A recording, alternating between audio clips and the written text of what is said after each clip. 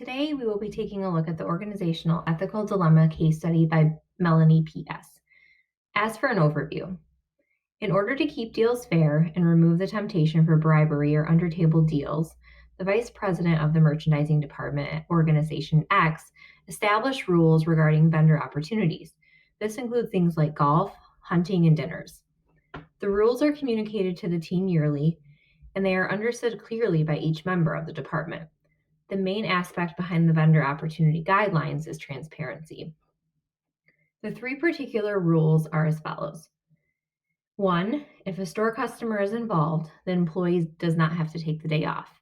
2, the employee must let his or her supervisor know of the opportunity at least 2 weeks in advance. And 3, an employee is not allowed to take part in a vendor opportunity if the company is in the middle of ongoing negotiations with the vendor. As for the specific dilemma, in the fall of 2011, an employee within the merchandising department went to his direct supervisor to communicate that he was going on a vendor opportunity the following day. The direct supervisor said that he would have to talk to the vice president, given the last minute notification that technically went against set deadlines. Immediately, the employee said, never mind, and that they would just take a vacation day. As a result, there are immediate ethical concerns given that this appeared to go against the organization's effort at transparency with vendor relations, but also the employee's right to take personal or vacation days for whatever reason they choose. Taking a closer look at the organization, it is clear that the organization places focus on family values as they are now operating in the fourth generation. The organization also takes pride in both understanding and respecting their employees. As quoted in the case study, an important part of our leadership development is the understanding that every person's home life is important. The simple expression of respect for the personal lives of our employees is repaid many times over in loyalty. This reminds me quite a bit of the organization I currently work for. It is a business that started with the father and was then turned over to the son, our current CEO. The organization values family, which is really one of the top reasons I chose to come to the firm.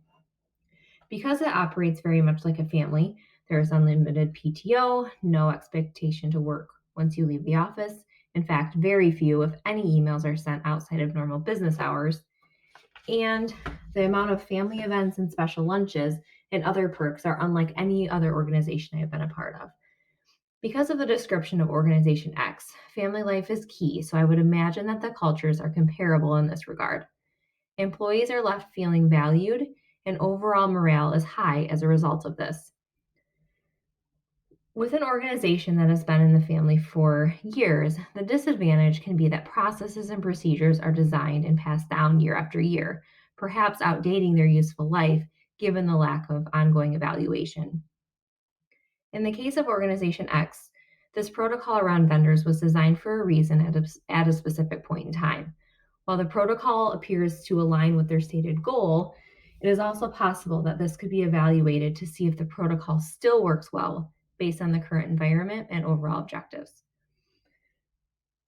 Additionally, it stood out to me that the vice president of the merchandising department established these rules, but I am curious as to how the vice president came to the conclusion they did and whether feedback from others was taken into consideration when the protocol was designed.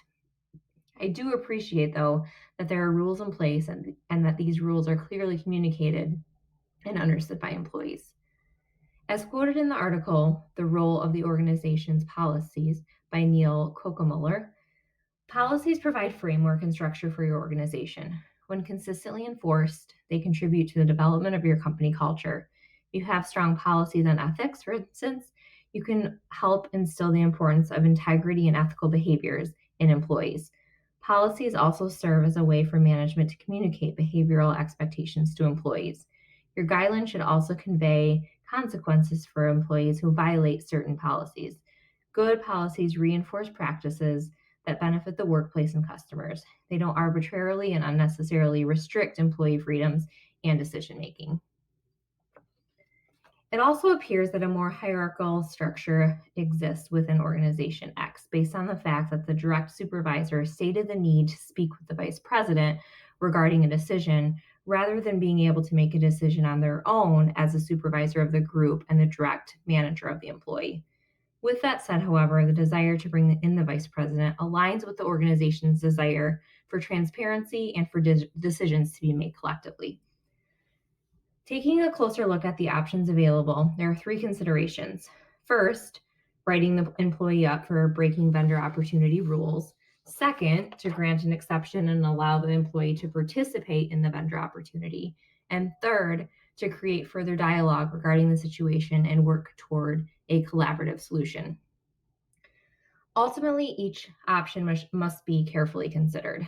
Taking all information into consideration, paying close attention to the organizational culture, overall goals, ethical issues, and possible outcomes, we will evaluate each option.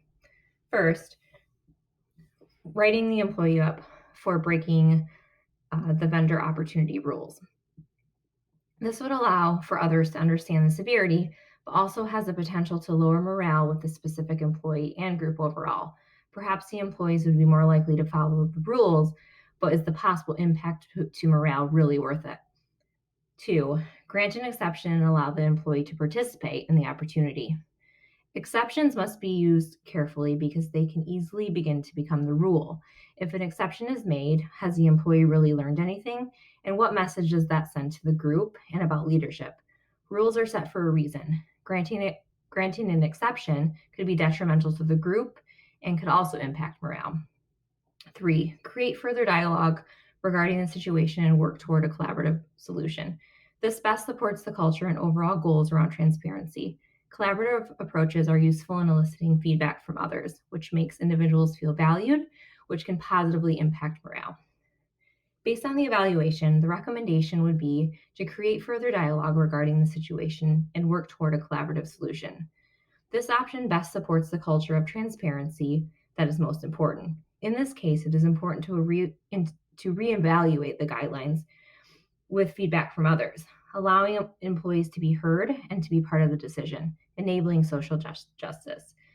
Additionally, now would be a great time to implement and clearly communicate rules for when set guidelines are broken. While the guidelines appear to be understood, the result of not following the guidelines may not be. This also leads to transparency and eliminates the needs for exceptions and the unwanted gray area going forward, since if the protocol is broken, the employee clearly understands the consequences. Overall, the solution will allow for a collaborative approach that supports full transparency and respect across the organization.